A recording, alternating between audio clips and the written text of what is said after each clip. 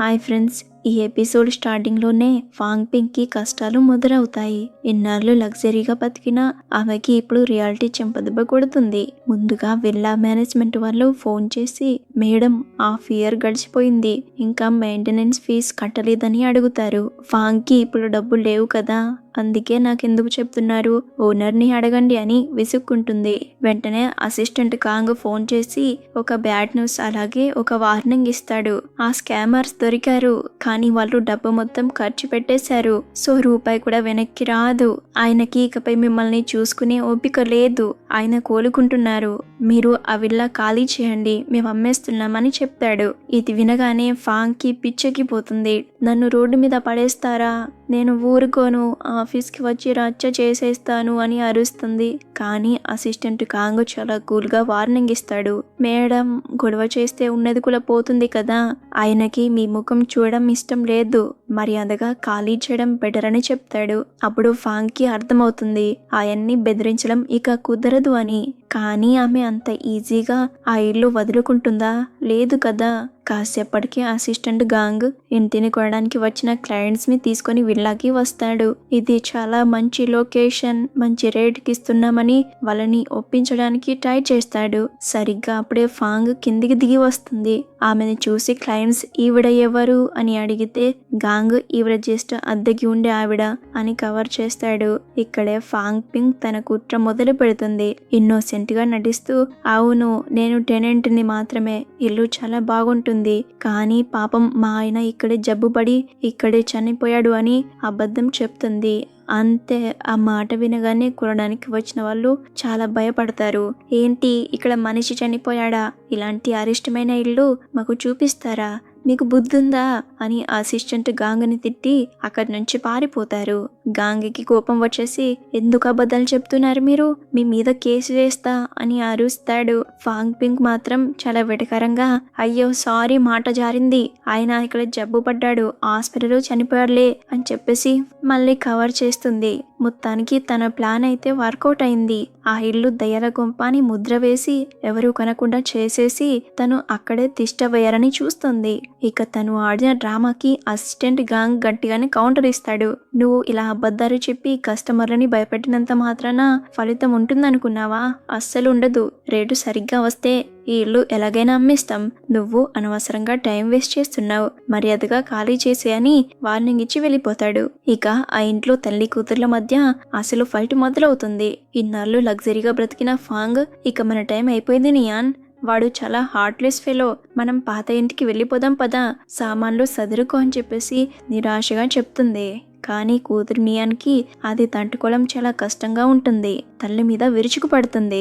Joke చేస్తున్నావా అమ్మా, మనం పాత ఇంటికి వెళ్ళాలా, అసలు నువ్వు నన్ను ఇక్కడికి ఎందుకు తీసుకొచ్చావు మమ్మీ, అంతకుముందు నేను పేదదాన్నైనా సరే సొంత ఊర్లో ప్రశాంతంగా ఉండేదాన్ని, ఏదో ఒక జాబ్ చేసుకుని సెటిల్ అయ్యేదాన్ని, అలాగే నాకు ఒక మంచి హస్బెండ్ కూడా వచ్చేవాడు. కానీ నువ్వు నాకు లగ్జరీ లైఫ్ని రుచి చూపించావు. ఇప్పుడు ఉన్నట్టుండే సడన్ గా అదంతా లాగేసుకొని మళ్ళీ పాత బ్రతుకు బతకమంటే ఎలా మమ్మీ, జనాలు నన్ను చూసి నవ్వుతారు అని ఏడుస్తుంది. అంతేకాకుండా నా లైఫ్ని నాశనం చేసింది నువ్వే, నీ స్వార్థం కోసమే ఇదంతా చేశావు, నిన్ను అమ్మ అని పిలవడమే అసహ్యంగా ఉంది అని మొహం మీద అనేసి వెళ్ళిపోతుంది. డబ్బులున్నన్ని రోజులు అమ్మ అమ్మ అని తిరిగిన కూతురు ఇప్పుడు కష్టం రాగానే తల్లిని స్వార్థపరులు అని తిట్టేసి వెళ్ళిపోవడం చూస్తే ఆ రిలేషన్ కేవలం డబ్బు మీద ఉందని మనకి క్లియర్గా అర్థమవుతుంది. సీన్ కట్ చేస్తే ఒక కాఫీ షాప్ దగ్గర జే అలాగే షియాన్ మాట్లాడుకుంటూ ఉంటారు. షియాన్ అంటుంది, నేను నా జాబ్కి రిజైన్ చేసేసాను, ఈ రాత్రికి షేంజన్ వెళ్ళిపోతున్నానని చెప్తుంది. దాంతో జే షాక్ అవుతుంది. అదేంటి, షేంగ్ వన్ చాలా పెద్ద కంపెనీ కదా, ఎందుకు వదిలేసావు అని అడిగితే అప్పుడు షియాన్ తన నిజాయితీని బయట పెడుతుంది. నా బాస్ నన్ను ఒక ప్రాజెక్ట్ లో పెట్టాడు, కానీ మాకు కాంపిటీటర్ ఎవరో కాదు, నిషాన్ వాళ్ళ కంపెనీ అని తర్వాత తెలిసింది. మా బాస్ నన్ను నిషాన్ దగ్గరికి వెళ్ళి ఫ్రెండ్షిప్ పేరుతో కంపెనీ సీక్రెట్స్ లాగు అని చెప్పాడు. నేను నిషాన్ని మోసం చేయలేను, అందుకే నా జాబ్నే వదిలేశానని చెప్తుంది. ఈ సీన్లో షియాన్ క్యారెక్టర్లో వచ్చిన చేంజ్ని, ఆమె రియలైజేషన్ని మనం చూస్తాం. జేతో మాట్లాడుతూ షియాన్ అసలు విషయం చెప్తుంది. పోయిన వారం జరిగిన బిడ్డింగ్లో మా బాస్ నిషన్ వాళ్ళ రిలేటివ్ చేతిలో ఓడిపోయాడు. ఆ ఫ్రస్ట్రేషన్ అంతా మా మీద చూపిస్తున్నాడు. కానీ అతనేమీ నన్ను జాబ్లో నుంచి తీసేయలేదు, నేనే వదిలేశానని చెప్తుంది. నిజానికి నన్ను తీసేసి ఉంటే బాగుండేదేమో, కనీసం పరిహారమైన వచ్చేదేమో. కానీ నేను ఆ విషయంలో రిజైన్ చేసేశాను. అతను నేను అనుకున్నంత గొప్ప లీడర్ కాదు. మునిగిపోతున్న పడవలో ప్రయాణించడం వేస్ట్ అని నాకు అర్థమైంది. అందరికీ తెలుసు అతని టైం అయిపోయింది అని. అందుకే నా కెరియర్ సేఫ్గా ఉండాలి అంటే అక్కడి నుంచి బయటపడమే బెటర్ అనిపించింది. షాంఘై వదిలి షెంజన్ వెళ్ళిపోతున్నానని క్లారిటీ ఇస్తుంది. అవునానే, అంత దూరం ఎందుకు, ఇక్కడే వేరే జాబ్ చూసుకోవచ్చు కదా అని జే అడిగితే నాకు ఈ వెదర్ నుంచి మార్పు కావాలి అంటుంది. ఇక్కడే షియాన్ తన గతాన్ని, జువాన్షుతో ఉన్న బంధాన్ని గుర్తు చేసుకుంటుంది. మేము గ్రాడ్యుయేట్ అయినప్పుడు ఎప్పటికీ ఇలాగే ఉంటాం అనుకున్నాను. కానీ ఒకే సిటీలో ఉన్నా కూడా మేము ఎప్పుడో విడిపోయాం. జువాన్షుకి గుడ్ బై చెప్పావా అని అడిగితే అది ఎప్పుడో జరిగిపోయింది అని ఎమోషనల్ అవుతుంది. షియాన్ తన మనసులోని ఇన్నర్ డిమాండ్ గురించి మొదటిసారి నిజాయితీగా మాట్లాడుతుంది. కాలేజ్ డేస్లో నీషన్ నా ఇంటర్వ్యూ కాల్ దాచేసింది అని తెలిసినప్పుడు నాకు కోపం కంటే సంతోషమే ఎక్కువగా వేసింది. ఎందుకంటే పర్ఫెక్ట్గా ఉండే నీషన్ తప్పు చేసింది, దొరికిపోయింది అని సంబరపడ్డాను. అప్పుడు జువాన్షు నాతో ఒక మాట అన్నాడు. నువ్వు నన్ను ప్రేమించలేదు షియాన్, కేవలం నేషన్ మీద గెలవడానికి, ఆమె కంటే సూపీరియర్గా ఫీల్ అవ్వడానికి నన్ను వాడుకున్నావు. తను నీ ఇమాజినరీ ఎనిమీ అని అన్నాడు. అప్పుడు ఆలోచిస్తుంటే వాడు చెప్పిందే నిజమే అనిపిస్తుంది. నేనెప్పుడు నా మీద నమ్మకం ఉంచకుండా వేరే వాళ్ళ మీద ఆశలు పెట్టుకుని బ్రతికాను. అదే నా ఇన్నర్ డీమన్. అందుకే ఇప్పుడు ఎవరి మీద ఆధారపడకుండా నా సొంత కళ్ళ మీద నిలబడడానికి దూరం వెళ్ళిపోతున్నా అని కన్నీళ్లతో చెప్తుంది. అక్కడితో షియాన్ చాప్టర్ క్లోజ్ అయినట్టే. సీన్ కట్ చేస్తే ఫ్యామిలీ డిన్నర్. మీషన్ వాళ్ళ అమ్మ, రిన్, నేషన్, కజిన్ జియాంగాడు, అంకుల్, ఆంటీ అందరు కలిసి ఫెంగ్తిమ్ ప్రాజెక్ట్ గెలిచినందుకు గ్రాండ్ గా సెలబ్రేట్ చేసుకుంటున్నారు. మన జియాంగాడు ఫుల్ జోష్లో ఉంటాడు. మనం ఆ ప్రాజెక్ట్ గెలిచినందుకు ఎంత హ్యాపీగా ఉందో అంతకంటే ఎక్కువ హ్యాపీ, ఎందుకంటే మనం ఆ యువాన్ చెంగ్ కంపెనీని ఓడించి గెలిచామని చిలిపిగా అంటాడు. అందరూ నవ్వుకుంటారు. అప్పుడే ఆంటీ అసలు విషయం బయటపడుతుంది. మీరు బిడ్డింగ్ టైంలో ఇల్లు కొన్నారట కదా అని అడిగేసరికి అందరూ షాక్ అవుతారు. అప్పుడే పెళ్ళా అని వాళ్ళ అమ్మ అడుగుతుంది. దానికి లిన్ యూసెన్ చాలా క్లియర్ గా సమాధానం చెప్తాడు. వెంటనే పెళ్లి చేసుకోవడం కాదంటీ, అది లాంగ్ టర్మ్ గోల్. నేను త్వరలో సాంగ్జియాంగ్ లో బ్రెయిన్ రీసెర్చ్ సెంటర్ లో జాయిన్ అవుతున్నాను. నిషాన్కి నాకు ఇద్దరికి అందుబాటులో ఉండే విధంగా ఆ ఇల్లు తీసుకున్నాం.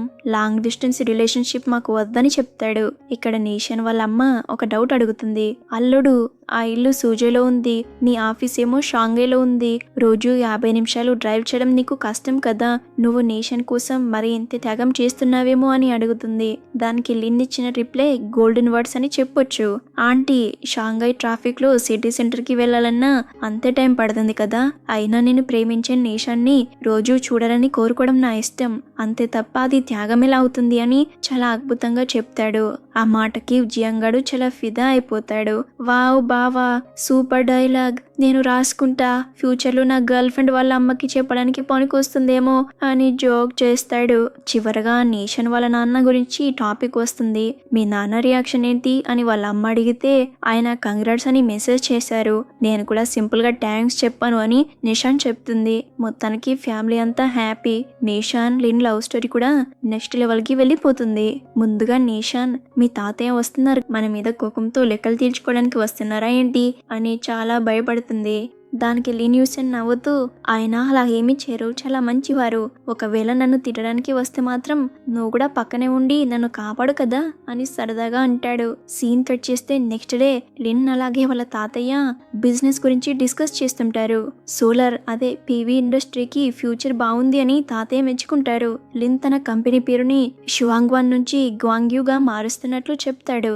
గ్వాంగ్ అంటే నీషాన్, యు అంటే యూసెన్, ఇద్దరి పేర్లు కలిపి అలా చెప్తాడన్నమాట. తాతయ్య కూడా ఆ పేరు చాలా బాగుంది, పవర్ఫుల్ గా ఉంది అని ఒప్పుకుంటారు.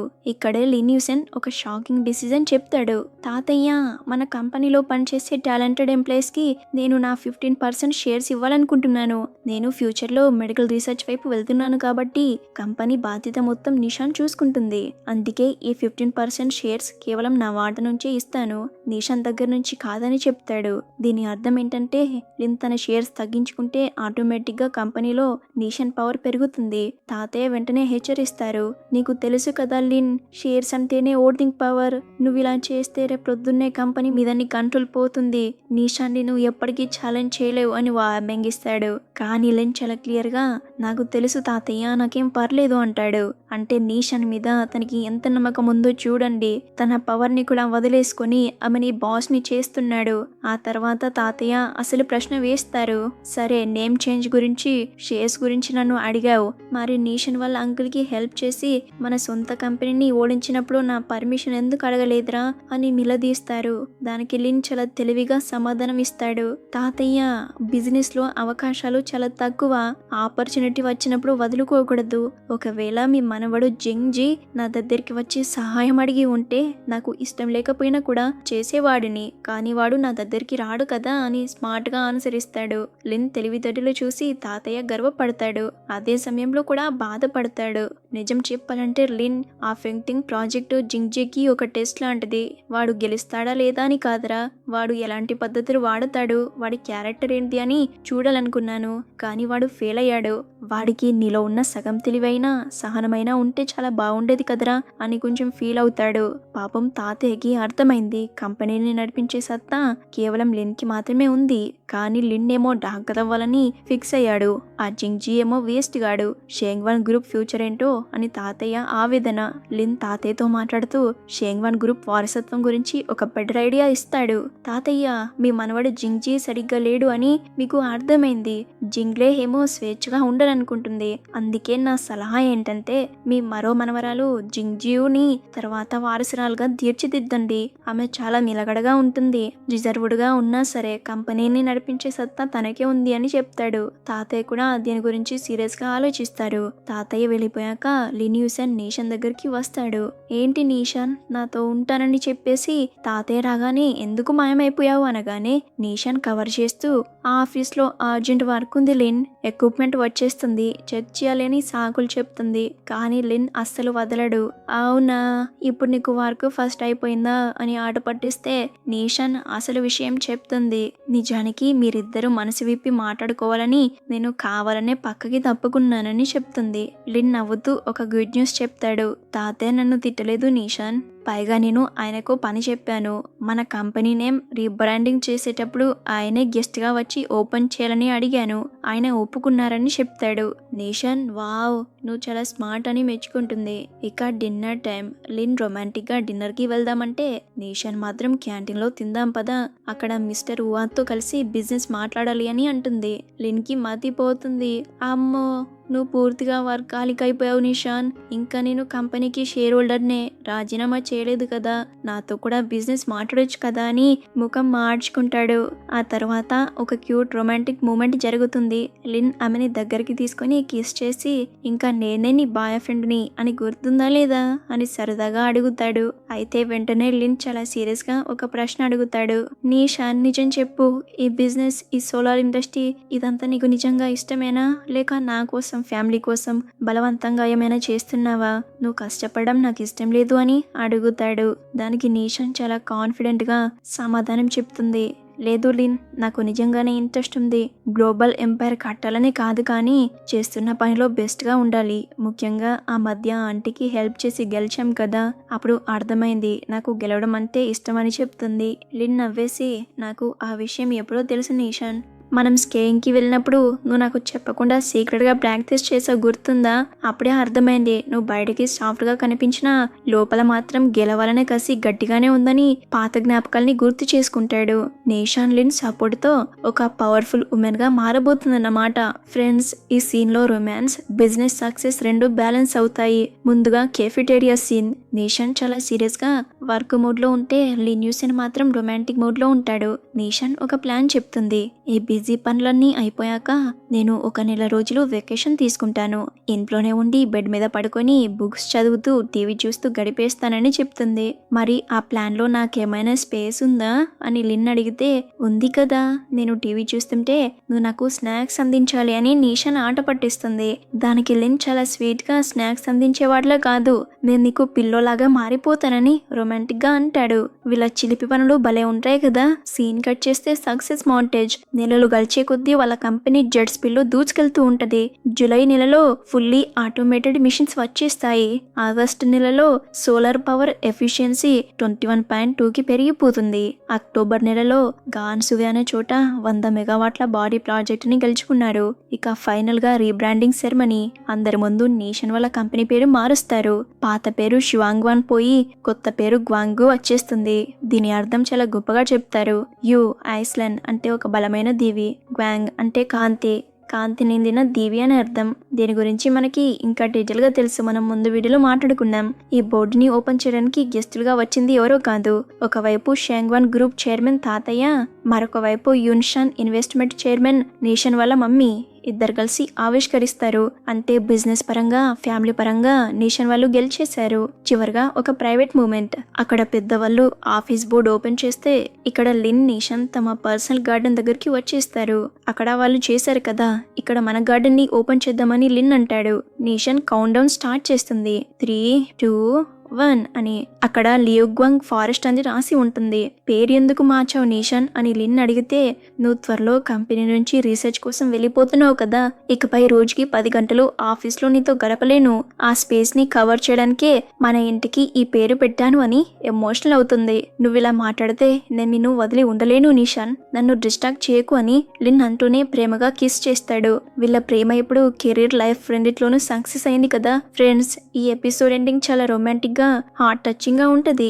ఇన్నాళ్ళు ఒకరికొకరు అర్థం చేసుకోవడానికి పడ్డ కష్టాలన్నీ పోయి ఇప్పుడు ప్రశాంతమైన ప్రేమలో మునిగిపోతారు. సీన్ 1 ఏంటంటే సర్ప్రైజ్. లియోగ్వాంగ్ ఫారెస్ట్ లిన్ యూసెన్ నేషన్ ని వాళ్ళ కొత్త ఇంటి గార్డెన్ దగ్గరికి తీసుకెళ్తాడు.